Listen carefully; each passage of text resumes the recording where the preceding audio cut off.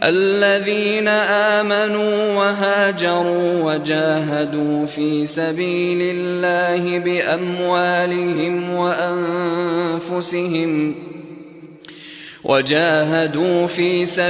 الله بأموالهم وأنفسهم أعظم درجة عند الله وأولئك هم الفائزون.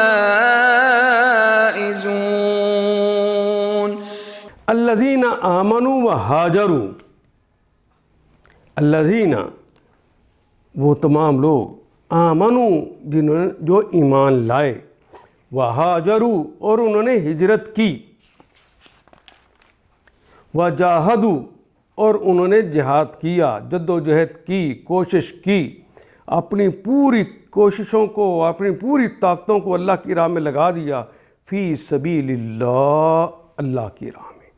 یہ جو کوششیں کی دونوں حوالوں سے، بی اموالہم، بے کے ساتھ مال کی جمع ہے اموال، اردو میں استعمال ہونے والے سارے کلمات ہیں، جہاد بھی، فی بھی، سبیل بھی، اللہ بھی، بے بھی، اموال بھی، وہ بھی، اور انفس بھی۔ انفس نفس کی جمع ہے اردو کا کلمہ۔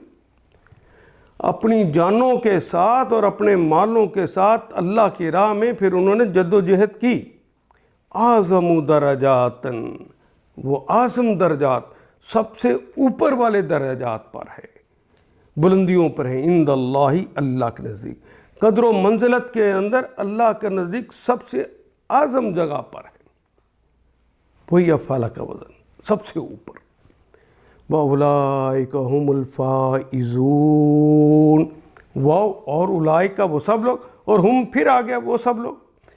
دو کلمات ساتھ ساتھ آ جائے، ہم شکل ہوں یا ہم شکل نہ ہوں، جیسا یہ ہم شکل نہیں ہے لیکن ہم معنی کلمات اس طرح آ جائے تو یہ ایمفسائز کرنے اور زور دینے کے لیے چونکہ ہوتا ہے، اس لیے ہم اردو میں ترجمہ کریں گے، یہی وہ لوگ ہیں، ہی کا اضافہ کریں گے، یہی وہ لوگ ہیں الفائزون، جو فائز ہیں، جو کامیاب ہیں۔ واؤن تو جمع کی علامت ہے، وَأُولَئِكَ هُمُ الْفَائِزُونَ، یہی لوگ فائز ہیں، یہی لوگ کامیاب ہیں۔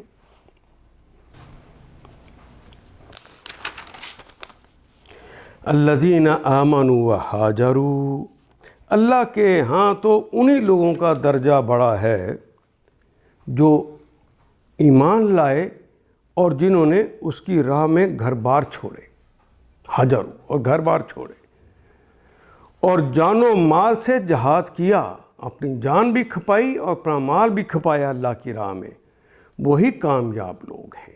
ان آیات کو ایک دفعہ پھر تلاوت خود کیجیے، عربی و مبین پڑھتے ہوئے دیکھیے، کیا بات پوری اندر اتر رہی ہے؟ کیا یہ اردو کے سانچے میں ڈھلتی گئی ہیں عبارتیں؟